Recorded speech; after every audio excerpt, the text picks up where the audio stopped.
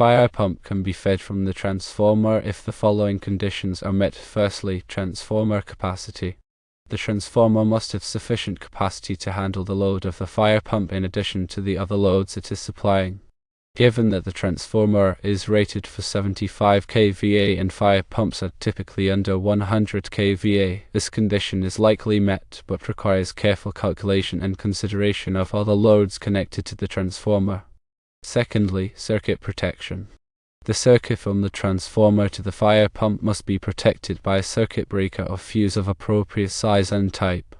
This circuit protection should be coordinated with the transformer protection to ensure that the transformer is not overloaded or damaged in the event of a fault on the fire pump circuit. Proper coordination of overcurrent protective devices is critical to prevent nuisance tripping and ensure selective fault clearing. Thirdly, National Electrical Code (NEC) compliance. The installation must comply with all applicable codes and standards, including the National Electrical Code (NEC).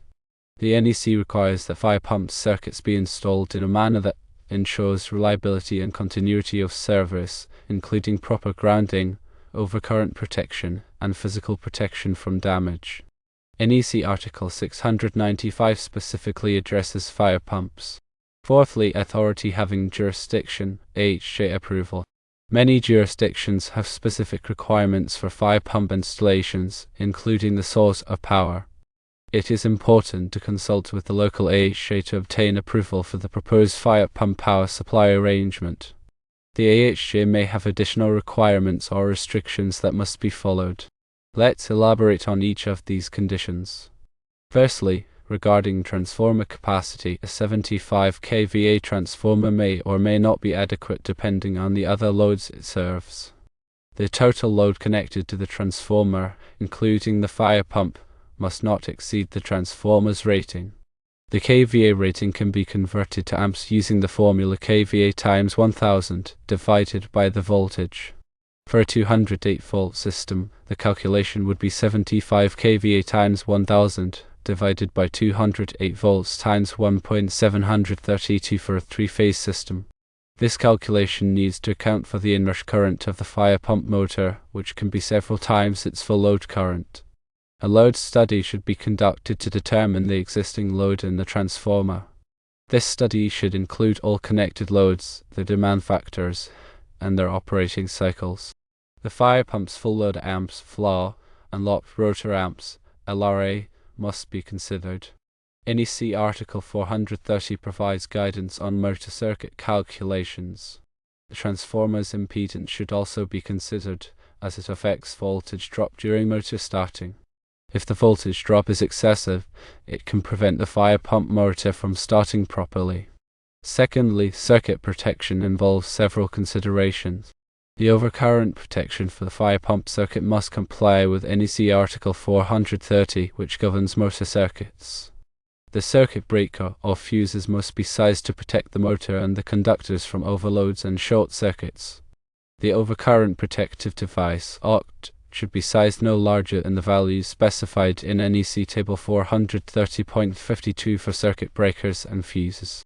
Coordination of overcurrent devices is essential to ensure that only the faulted circuit is interrupted. This prevents unnecessary outages of other critical loads. A time current coordination study should be performed to verify that the overcurrent devices are properly coordinated. The transformer itself must also be protected against overloads and short circuits. NEC Section 450.3 provides requirements for transformer overcurrent protection. The primary and secondary overcurrent devices must be sized according to the transformer's kVA rating and voltage. Fuses or circuit breakers should be used to protect the transformer from both overload and short circuit conditions. Thirdly, NEC compliance involves adhering to all applicable requirements for fire pump installations. NEC Article 695 provides specific requirements for fire pumps, including power sources, transfer switches, and circuit protection. The fire pump must be supplied by a reliable power source that is capable of providing the required voltage and current under all operating conditions. The power source can be either a utility service or an on-site generator. A transfer switch is typically required to automatically switch between the normal power source and the emergency power source in the event of a power outage. The fire pump circuit must be physically protected from damage. Conductors must be installed in rigid metal conduit, intermediate metal conduit, or electrical metallic tubing.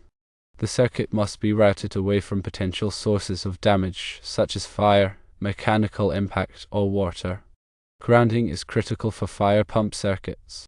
The grounding system must comply with NEC Article 250. A separate grounding electrode conductor must be run to the fire pump motor from the building's grounding electrode system. This ensures a low impedance ground path for fault currents. Fourthly, obtaining AHJ approval is a crucial step in the process. The AHJ is responsible for enforcing the electrical codes and standards in their jurisdiction. They may have specific requirements for fire pump installations that are not covered by the NEC.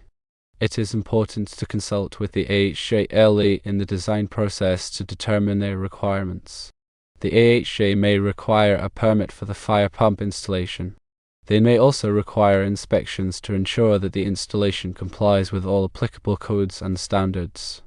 The AHJ may require documentation, such as load studies, circuit calculations, and coordination studies to verify that the fire pump system is properly designed and installed. If any of these conditions cannot be met, a separate circuit from the main service may need to be installed. A separate circuit would provide increased reliability and redundancy for the fire pump, as it would not be dependent on the transformer for power. A separate circuit would also simplify the circuit protection and coordination requirements.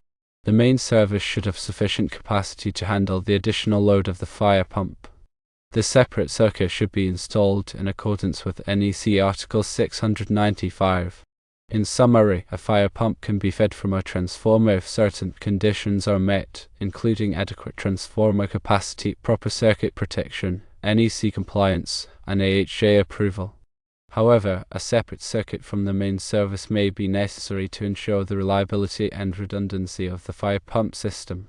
Careful planning and coordination are essential to ensure that the fire pump system is properly designed and installed.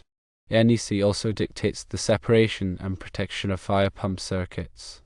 These circuits often require a higher level of physical protection and separation from other electrical systems to ensure their availability during an emergency. This can involve encasing the conductors in concrete or routing them through dedicated pathways. The voltage drop must be within acceptable limits.